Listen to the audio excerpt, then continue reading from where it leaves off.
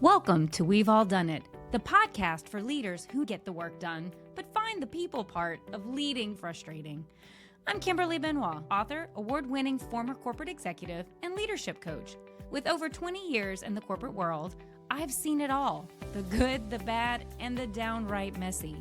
If you've ever avoided a tough conversation, played favorites without realizing it, or just wondered, why is leading people so hard?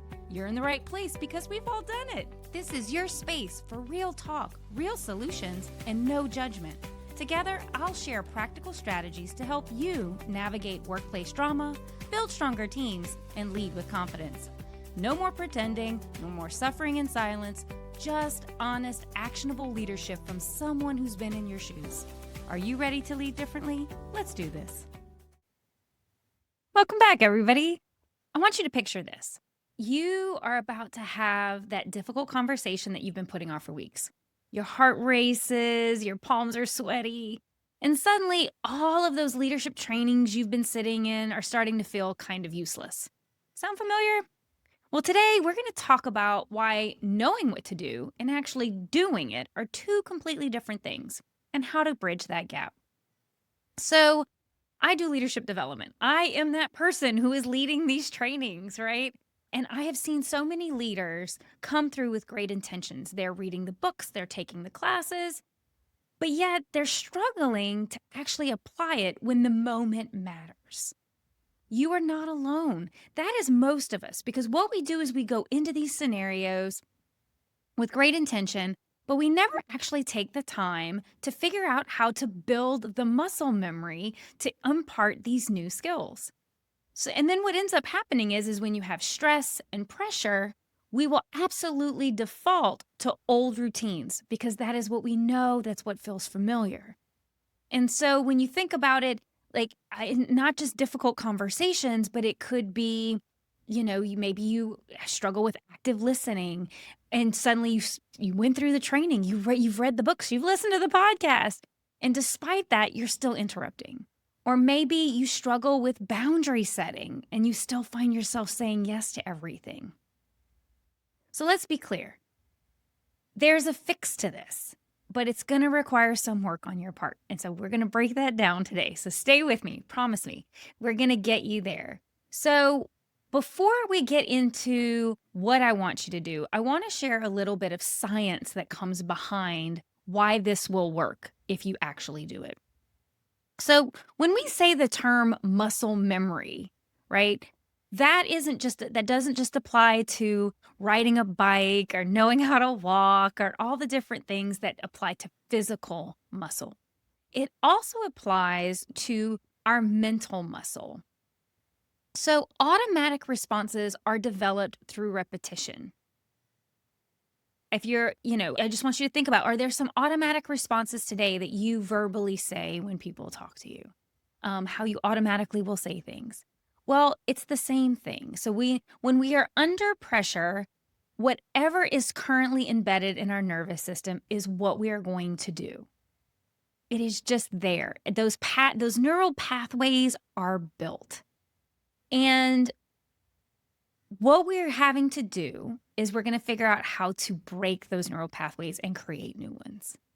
And why this is so important for you is because when you think about leadership, no differently than trying to teach yourself a new sport or engage in a new hobby that may have something to do with you personally, leadership actually involves every person you deal with all day long. So your team. So if you're trying to lead by example, if you're one of those leaders that are like, I'm putting in the work, then we need to start showing them in how we actually do the work as well.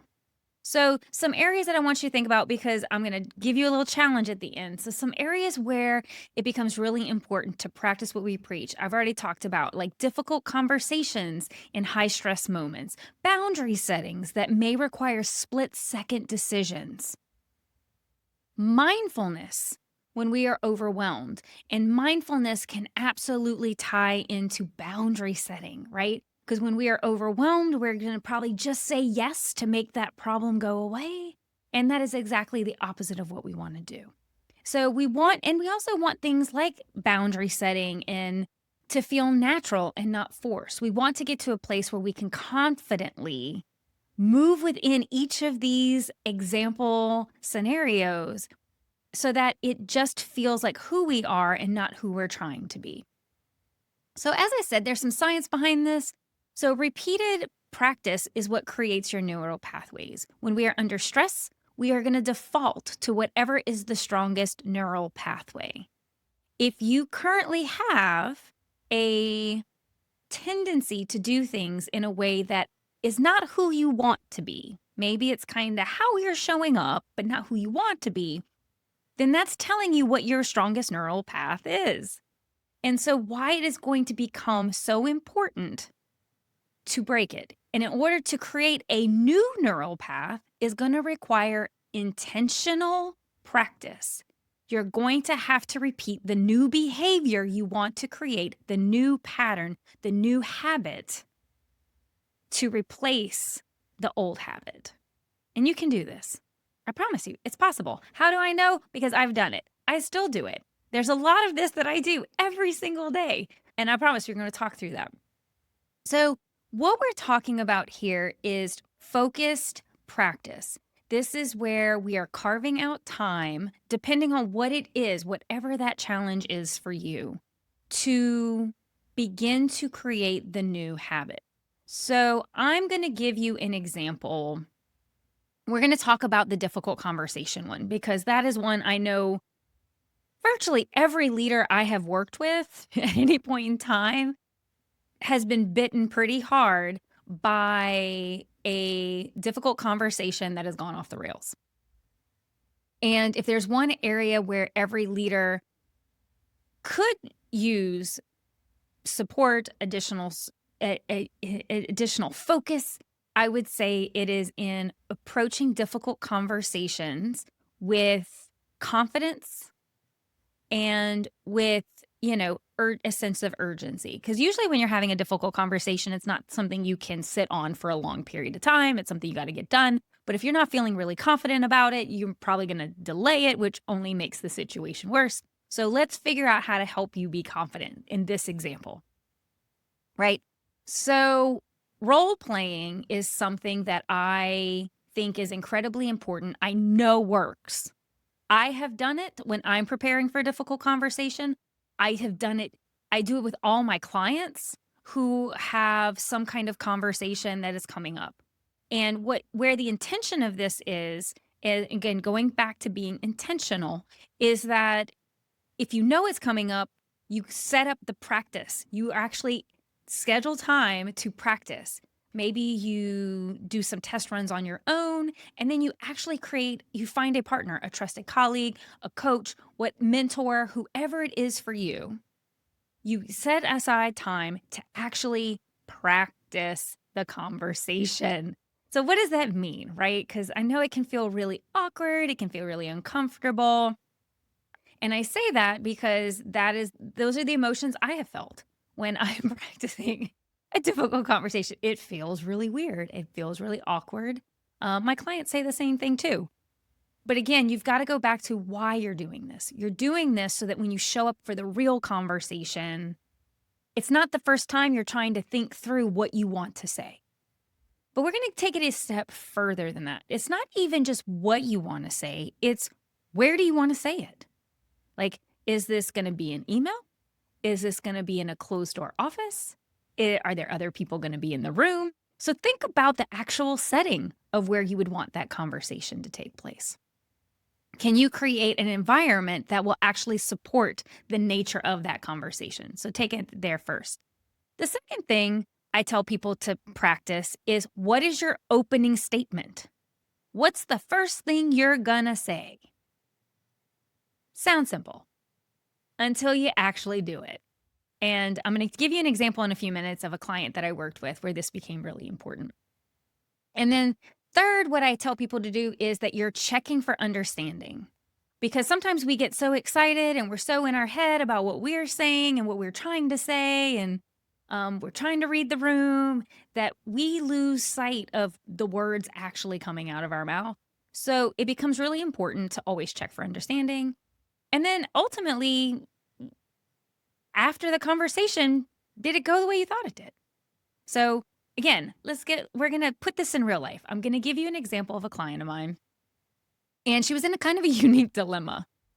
She had a unique first name, and she had been with her boss for 2 years. And during one of our sessions, she said she had a problem that she really would like to talk through. And the issue is her boss had said her name wrong for 2 years. And she said, when we first met, I corrected her a couple of times, but it never stuck. And she said, eventually I just let it go. It wasn't that big of a deal. Well, they were about to do a joint presentation for the company. So it was going to be in front of a couple hundred people. And her fear is that her boss was going to say her name wrong. And two things were going to happen. One, people who actually knew what her name was, she was scared that it would make her boss look foolish. And then secondly, for people who didn't know her name, she thought then it would set off a weird situation where then they would get her name wrong. So it was one of these awkward things. She was very embarrassed. She was very worried about how to bring this up to her boss because it wasn't like it was a short amount of time. She'd been saying her name wrong for 2 years. So clearly we had some avoidance going on. We had there's a lot of things there we could dig into. But what I wanted to talk about is this was coming up. It was very important. And she wanted to think through, she wanted her boss to say her name correctly. End of story. And so that's when we decided I said, let's prepare. How do you want to have this conversation? Pretend I'm your boss. Do you want a special conversation about this? Do you want to bring it up in a one-on-one? And so she was like, nope, I think I can bring it up in a one-on-one. I was like, all right, when do you want to bring it up? Beginning, in, middle? Where in the conversation do you think this is important to have it so that you can work it into that agenda of that time you have together? And so she ended up deciding she wanted to address it at the top of the meeting so that it didn't accidentally get bumped off the meeting if conversations ran over. And then I said, so how do you guys usually start your sessions? What is something your boss usually says when you guys have one-on-ones together? And she's like, she usually says something of like, so what do you want to cover today? And so I looked at her and I said, okay, what would you like to cover today? And she panicked. She looked at me like deer in headlights. And she looked at me and said, I don't know how do I start? Like, what should I say? And instead of telling her what I thought she should say, I said, well, what would you like to say? I said, let's pause for a second. Just say it. Like, what would you like to say? Don't try to massage it. Don't try to be just say the words out loud as you would wish you could without any fear or anything. And so she did. And then I said, okay, so now that you've gotten that out, I said, what would be the first thing that you would now like to say in response to what would you like to cover today? And the beauty of that is she ran through it and she gave me a statement. And then I waited till she paused and I said, okay, this is what I heard. Is this what you intended? First off, I asked, how did you feel about that? And did she feel good about it? Would she change it? And then I gave her the feedback of, this is what I heard you say. This is what I understood you were asking for.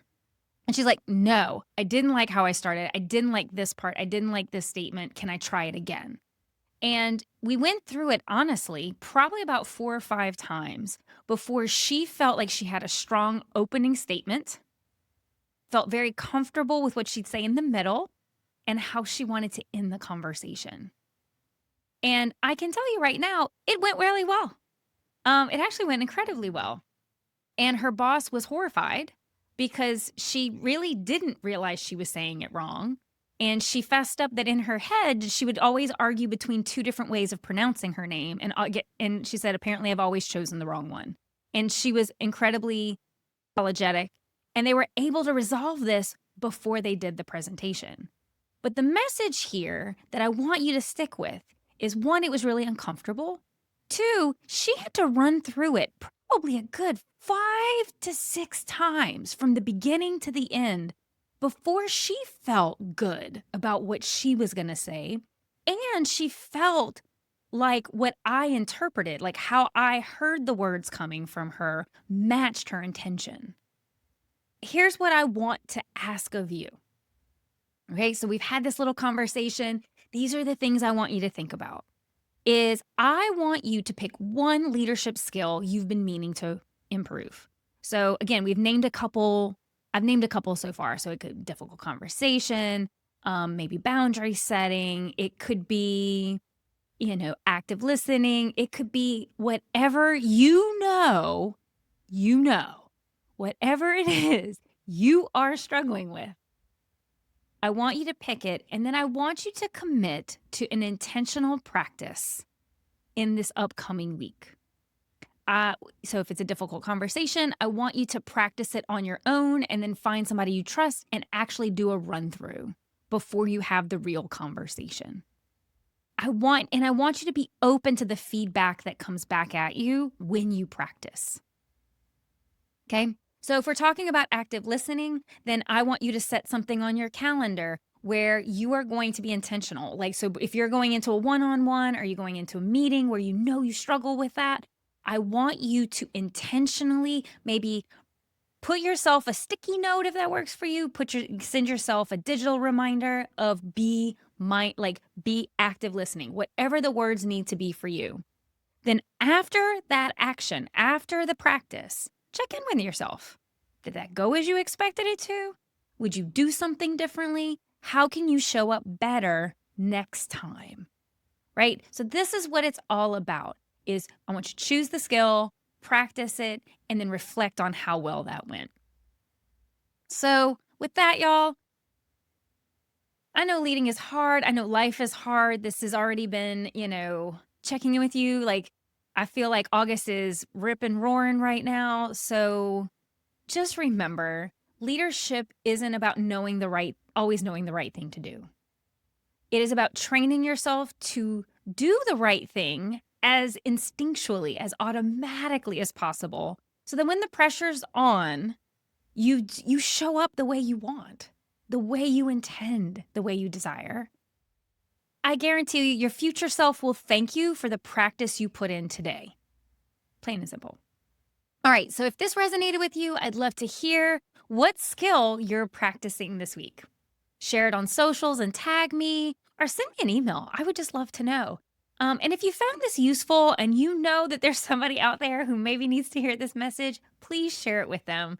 I would love for this message to get out that it's okay to practice. It's okay to say you need practice. And lastly, the thing I mostly want you to remember is that you need to keep practicing. You need to keep growing. Your teams need it. You need it. You both deserve it. And also, the most important part is progress beats perfection every single time. Right? So until next time, everyone, take care. See you soon. I've got two things before I let you go. One, if you've ever gotten any value from the show, please leave a 5-star review. It really helps and absolutely makes my day. The second thing is if you have any thoughts you'd like to share with me, please shoot me an email at podcast@KimberlyJBenoit.com. I'd love to hear from you. All right, see you in the next episode.